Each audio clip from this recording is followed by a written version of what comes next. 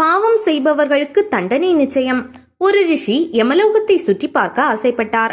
யமதர்மன் அவரது ஆசைக்கு செவிசாய்த்து, ஐயா, நான் தங்களுடன் சித்திரகுப்தனை அனுப்புகிறேன் என்றார்.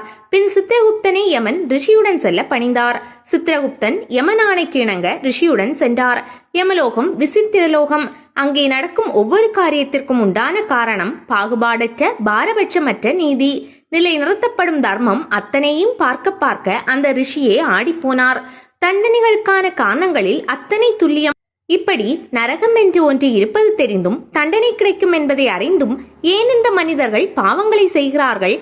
நினைக்க நினைக்க அவருக்கு ஆச்சரியமாக இருந்தது. மனிதர்கள் தங்கள் பாவங்களுக்காக அனுபவிக்கும் கொடூர தண்டனைகள் அவரை சஞ்சலம் கொள்ள வைக்கவில்லை.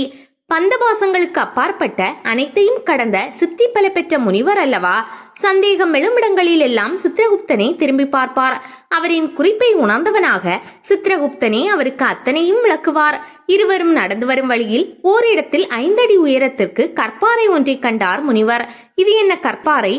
ஒன்றுமில்லை மகாமுனி, ஒரு சிறுவனின் பாவம் இப்படி வளர்ந்து நிற்கிறது. சிறுவன் செய்த பாவமா? அது என்ன பாவம்? பூலோகத்தில் ஒரு முனிவரின் ஆசிரமத்திற்கு தினமும் பல அதிதிகள் வருவது வழக்கம்.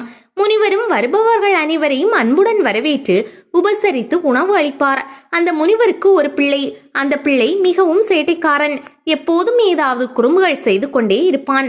அதிதியாக வருபவர்களுக்கு முனிவர் பரிமாறும் உணவில் சிறு சிறு கற்களை போட்டு அவர்கள் சாப்பிடும்போது படும் கஷ்டத்தை ரசித்து பார்ப்பான். அப்படி அவன் அதிதிகளுக்கு செய்த பாவமான அந்த கற்கள் தான் சிறுவன் வளர வளர சிறு பாறையாக இப்படி வளர்ந்து நிற்கிறது. விதி முடியும் நேரத்தில் அவன் யமலோகத்துக்கு வரும்போது இந்த பாறையை அவன் உண்ண வேண்டும். இதுதான் அவனுக்கான தண்டனை என்றான் சித்திரகுப்தன். அசந்து போனார் முனிவர். இருவரும் நடந்தார்கள். முனிவருக்கு அந்த சிறுவன் யார் என அறிந்து கொள்ள ஆர்வம். இது எங்கோ நடந்ததை தான் அறிந்ததாக அவருக்குள் ஒரு நினைவு நிழலாட்டம். ஆனால் சித்திரகுப்தனிடம் கேட்க தயக்கம். அவன் வேறுபுறம் சென்றதும் ரிஷி தன் ஞான திருஷ்டியில் அந்த சிறுவன் யார் என்பதை பார்த்தார். அது வேறு யாருமல்ல, சாட்சாத் அவரேதான்.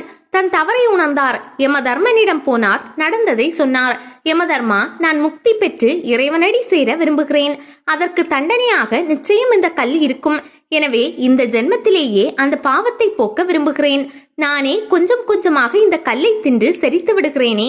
முனிவரின் கோரிக்கையை யமதர்மன் ஏற்றான். கல்லை சிறிது சிறிதாக அரைத்து உண்டார் முனிவர். சிலா என்றால் கல் என்று பொருள். கல்லை உண்டவர் என்பதால் அந்த முனிவர் சிலாதர் ஆனார். எத்தனை சக்தி பெற்றவராக இருப்பினும், எண்ணற்ற தவம் ஞானம் பெற்றவராக இருந்தாலும் ஒருவர் பிறருக்கு செய்யும் தீமை அவரை சும்மா விடாது. பெரும் கர்மவினையாக வளர்ந்து கொண்டே போகும். ஒரு நாள் மொத்தமாக திரும்ப கிடைக்கும். அப்போது நாம் அந்த கர்மவினையை அனுபவித்தே தீர வேண்டும்.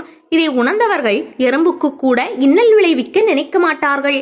சிலாதரின் கதை எத்தனை யாகம், ஹோமம், தவம், பரிகாரம், இறை வழிபாடு செய்தாலும் நம் கர்மவினை நம்மை விட்டு அகலாது. அதை கல் போல் மனமில்லாமல் உண்டு அனுபவித்து கழிக்க வேண்டும் என்ற நீதியை தான் அழுத்தமாக உணர்த்துகிறது.